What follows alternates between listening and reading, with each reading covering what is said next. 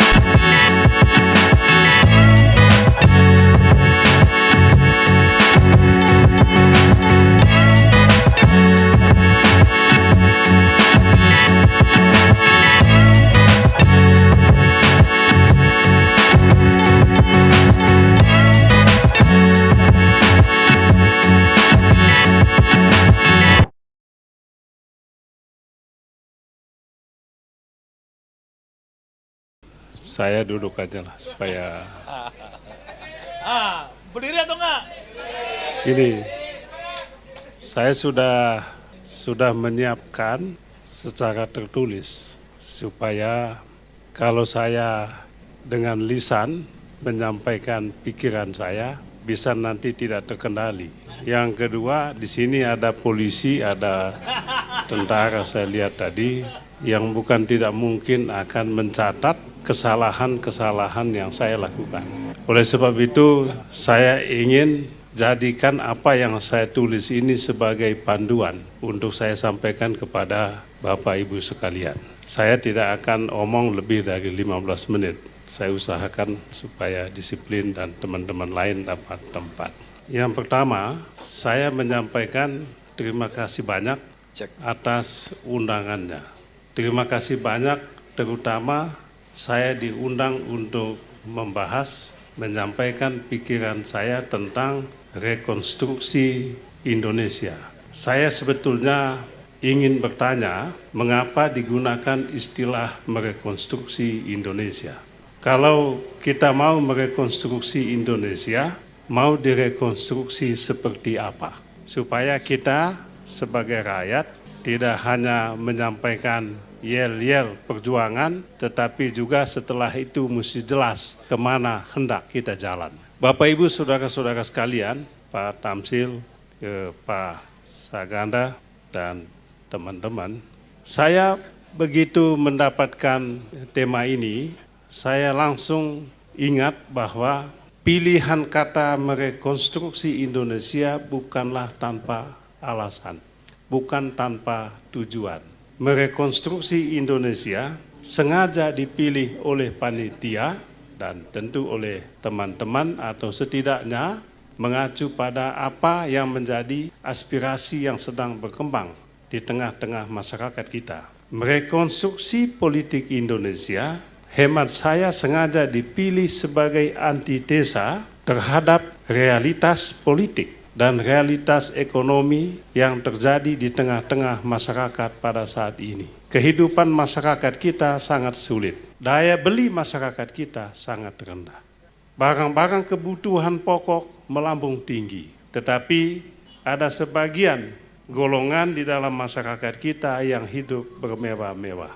Menurut saya ini adalah sebuah realitas ekonomi dan juga tentu ada realitas politik. Kalau saya mengatakan pilihan tema ini adalah antitesa terhadap realitas politik yang ada pada saat ini, terutama terhadap pandangan-pandangan dari kelompok-kelompok yang pertama, kelompok yang menganjurkan kembali kepada Undang-Undang Dasar 45 sebagai solusi atas masalah-masalah yang kita hadapi pada saat ini. Bapak Ibu semua tahu bahwa ada sekelompok atau mungkin sebagian dari kita yang begitu frustrasi melihat keadaan sekarang ini dan menganjurkan kembali kepada Undang-Undang Dasar 1945 sebagai solusi untuk mengatasi masalah-masalah yang ada pada saat ini.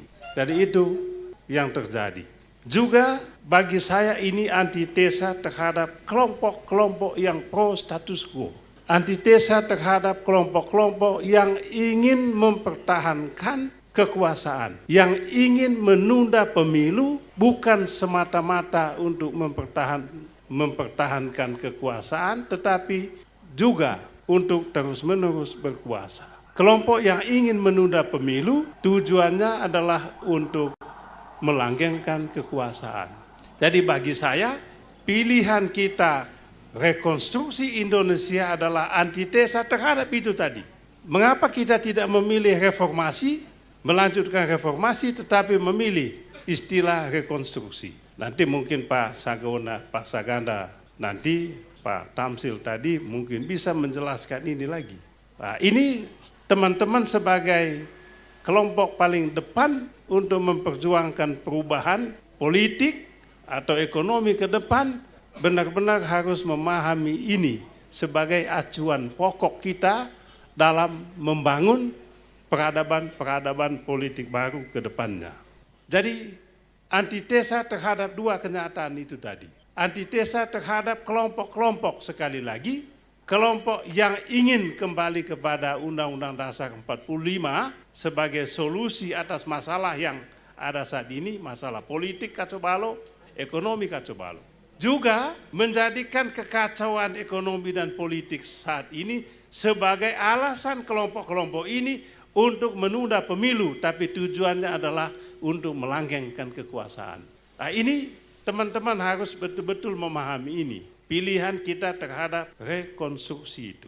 Jadi kita memilih pada siang ini istilah rekonstruksi, bukan reformasi, untuk menunjukkan bahwa kita semua yang mendukung gerakan rekonstruksi ini, rekonstruksionisme, pada intinya mendukung sepenuhnya hasil-hasil gerakan reformasi tahun 1998, ini Pak Saganda, Pak Tamsil ini sebagai tokoh-tokohnya. Kita mendukung gerakan reformasi dan rekomendasi gerakan reformasi 98 yang kemudian dituangkan intinya, substansinya di dalam Undang-Undang Dasar 1945, hasil perubahan itu. Itulah kesepakatan baru kita sebagai bangsa, sebagai negara bangsa, itulah kesepakatan kita kemana kita harus menuju ke depannya untuk membangun Indonesia sejahtera tadi. Jadi kemana kita pergi dituangkan dalam Undang-Undang Dasar 45. Bagaimana kita menuju ke sana juga dituangkan dalam Undang-Undang Dasar 1945 hasil perubahan. Itulah kesepakatan paling tinggi kita. Jadi kalau pada saat ini tadi saya katakan gerakan rekonstruksionisme adalah gerakan dari kelompok-kelompok yang ingin melaksanakan agenda reformasi secara konsisten. Kita ingin mewujudkan demokrasi senyata-nyatanya, baik substansinya maupun caranya.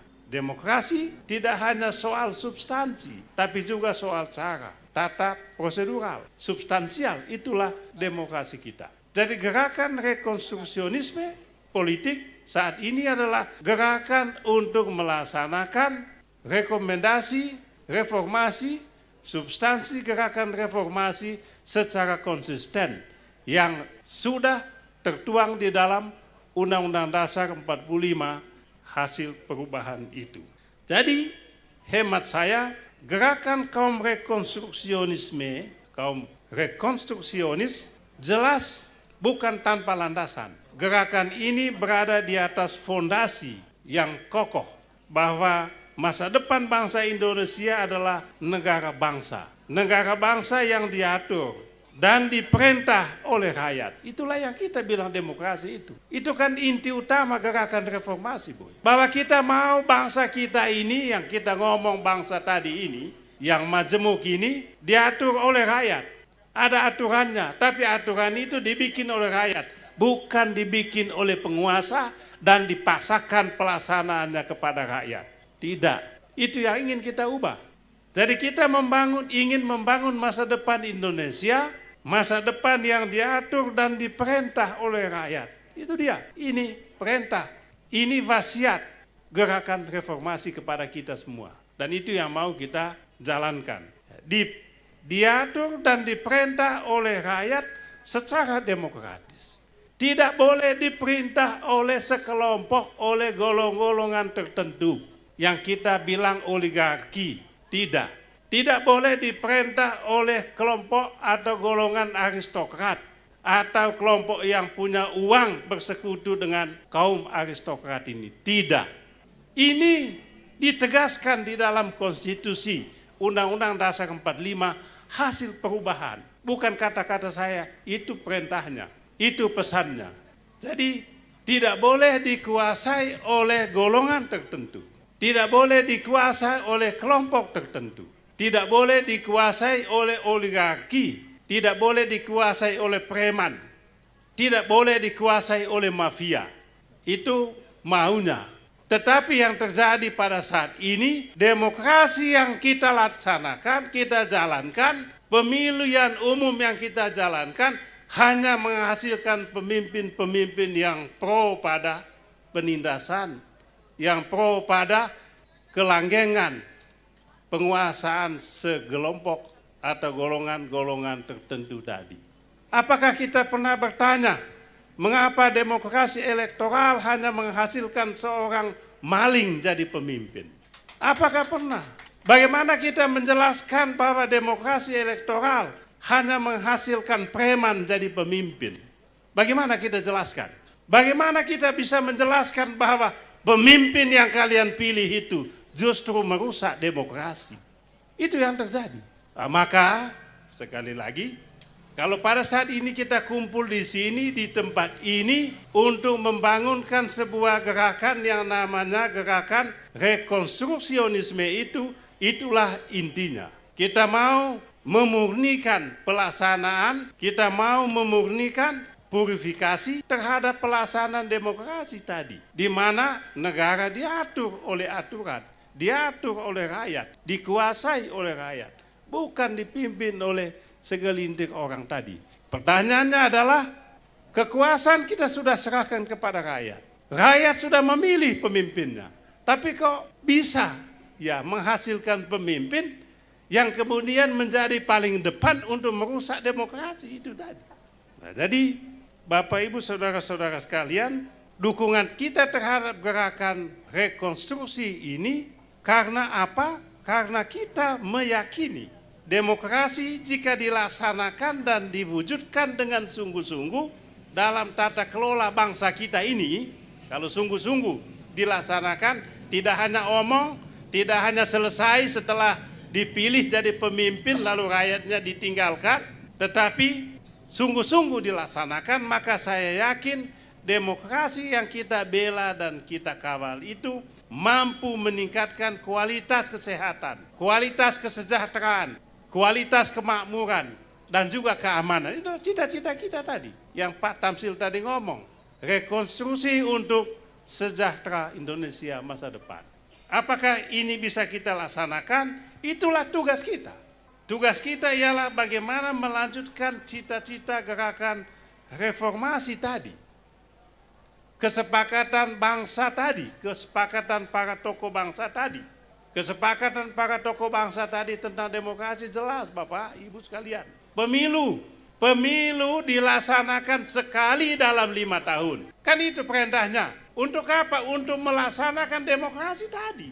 Untuk itu kata dia pemilu dilaksanakan 5 tahun sekali. Untuk apa? Memilih anggota DPR pusat, provinsi, kabupaten, kota, DPD, dan memilih presiden dan wakil presiden. Itu pesannya. Yang kedua dia bilang, supaya hasil pemilu ini benar-benar tadi untuk rakyat itu. Pemilu diselenggarakan oleh KPU yang independen, bukan oleh pemerintah. Iya kan? Toh ini Bapak Ibu sekalian, ini loh yang kita jaga. Bahwa kalau pada saat ini Bapak Ibu sekalian kumpul di sini untuk membangun kembali gerakan reformasi yang kita sebut dengan gerakan rekonstruksionisme itu, maka itulah substansinya. Itulah inti utamanya. Mengawal ini, mengawal demokrasi supaya apa? Supaya berjalan dengan baik, supaya tadi kesejahteraan dan sebagainya. Untuk itu apa? Pemilu pemimpin hanya untuk 5 tahun. Bapak Ibu mengatakan, oh pemimpin ini baik sekali Bapak Beni. Kita dukung dia terus. Seperti tahun 60-an, Bapak Presiden Soekarno didatangi oleh tokoh-tokoh politik. Bapak orang hebat. Itu kata mereka. Lalu apa maksudnya? Kalau bisa Bapak bersedia menjadi pemimpin revolusi. Itu dulu. Oke, kalau revolusi saya mau. Apalagi pemimpin seumur hidup. Lalu Bapak Soekarno mengatakan, kalau yang kedua ini mungkin aku mau, tetapi jangan aku yang ngomong. Ini sejarah, Bung, bukan omongan saya. Baca buku. Baca buku. Persis itu yang dilakukan sekarang ini. Siapa tuh? Presiden 3 periode, perpanjang masa presiden, jabatan. Ditanya, tidak. Tetapi orang-orang sekitarnya tetap menyuarakan perpanjangan masa jabatan, menunda pemilu dengan alasan yang tidak masuk akal lagi. Kan gitu, Bung. Lu Bapak Ibu sekalian berani nggak mempertahankan ini? Berani tidak? Kalau mau, lakukan itu.